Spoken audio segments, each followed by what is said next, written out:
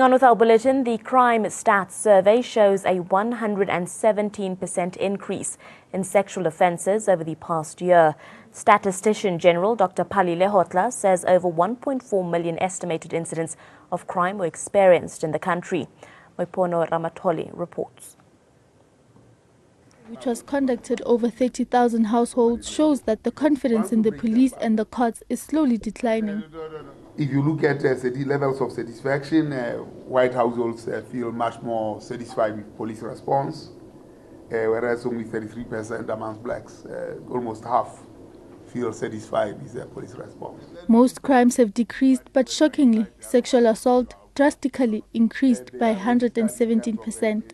Just taking a look at the overall statistics for 2016 and 2017, the crime statistics that is, the household break-ins have decreased from 4.9% to 4%.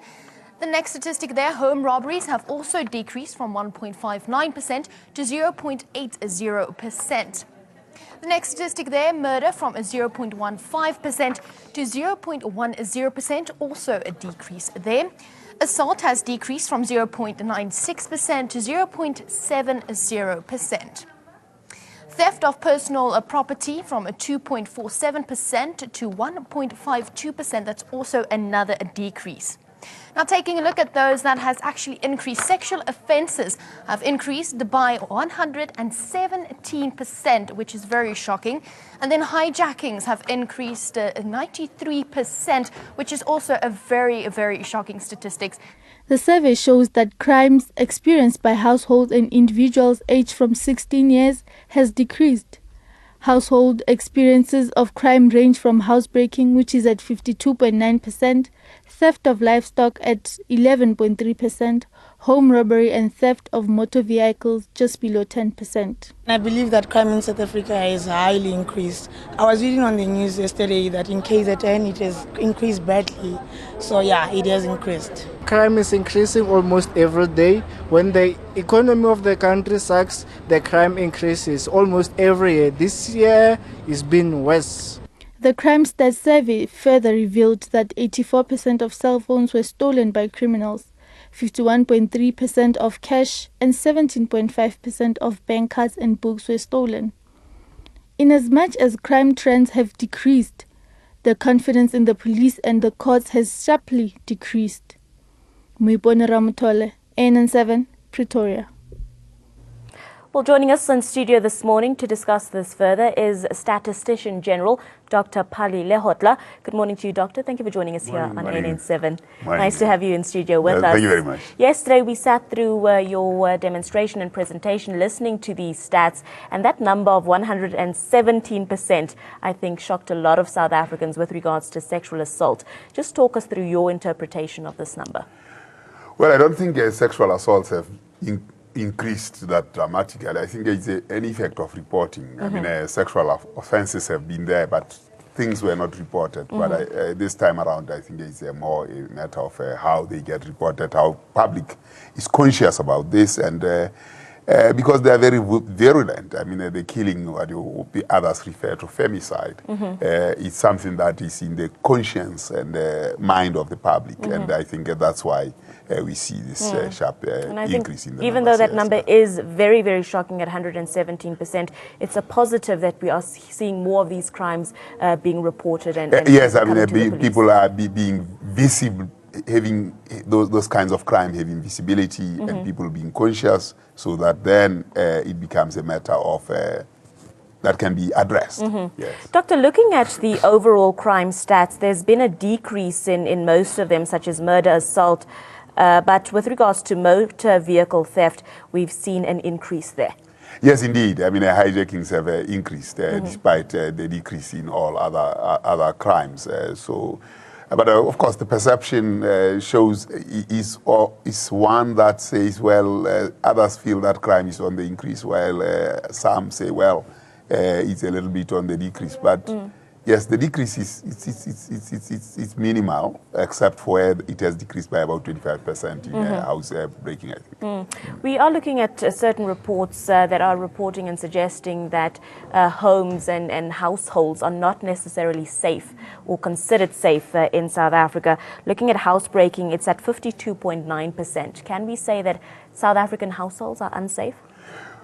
Well, if the bulk of the crimes and which incidents come to about 1.4 million occur in households, that makes the home not very safe. And then if you add to that 10% of home robberies, that makes it 62%. So it's quite a significant percentage to make the home safe. Of course, this is things that are happening to 7.2% of households. So it's, as a percentage of 15, 16 million households. Yeah, 7.2 is quite a number. It affects 1.1 million. Wow. Yeah. With regards to violent crimes, Doctor, how are we looking, or how are things looking with regards to violent crimes and those sort of experiences in the country? I think we are getting more violent, more doing crime with a lot of impunity. If you look at how women have been treated in South Africa, killed, banned, and all those, they are there in the public space, and they are really traumatizing. Showing the difficulties of our times as a country. And looking at the other stats, Doctor, what else caught your eye? I mean, we had quite a lengthy media briefing yesterday with you going through each of these stats, but with regards to you, what do you think caught your attention here and something that requires further attention? Well, I think there is an underlying storyline about South Africa, and there was a report I released in KZN, in Durban at the 11th anniversary of educators' high education. I think that is the report that has to be followed, because it captures very succinctly what path we are going through, what difficulties we are likely to face.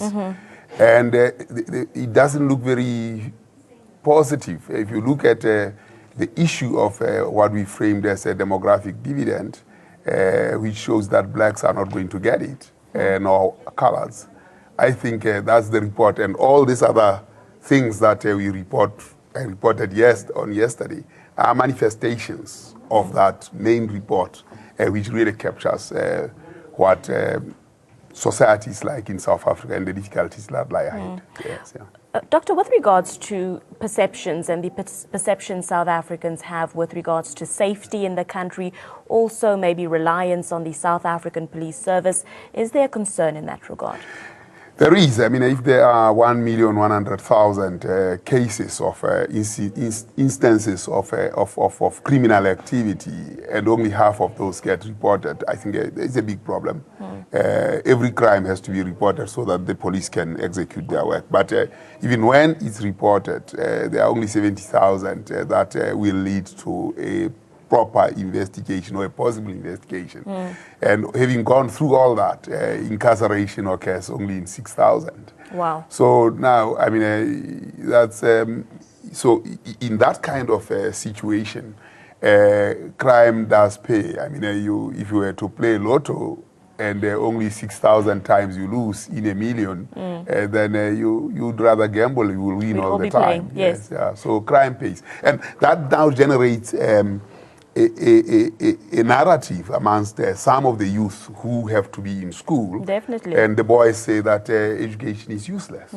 Because you can get educated, you will not be employed and all that. Therefore, you can choose criminal activities and then drugs and all those. But how do we go about changing those narratives and those perceptions? That's where that report I released was very important, because it underpins these symptoms. I mean, the things that we are seeing are symptoms of a deeper malaise that the country is going through. And that malaise is one where the blacks and colors are not going to see a demographic dividend. They are not going to see a dividend that other countries enjoy as a result of a growing population and a growing economy and so on. And I think those are the things that we have to be engaged with and focus on in the plan. Unfortunately, there is very little that focuses on that key issue, which is what is driving, which mostly drives what is happening in South Africa.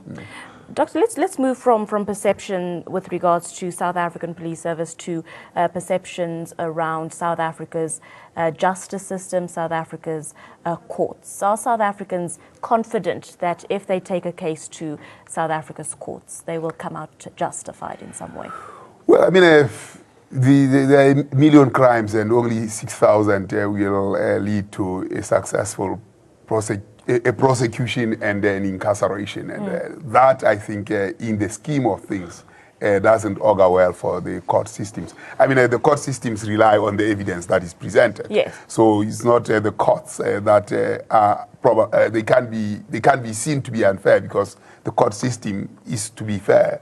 But when there are only 6,000 out of a million, then the public perception is that the courts are not doing their work. So the whole value chain of the criminal justice system has to be looked into, beginning with the citizens themselves reporting and doing the right things to policing, to incarceration, and on that. So the public perception are not that great when it relates to the courts. Yeah, it's not the best. Yes, yeah. Doctor, just shifting focus, you've got your final couple of days in office. How are you feeling about leaving ultimately? No, I don't want to go into the discussion of leaving. I get paid for doing the work. We'll talk about that on the day I exit. Thank you very much, Doctor, for your time this morning. We Thanks. appreciate chatting to you and having you in studio, and hopefully we'll see you again in the future. Indeed. Thank you very much, sir. That was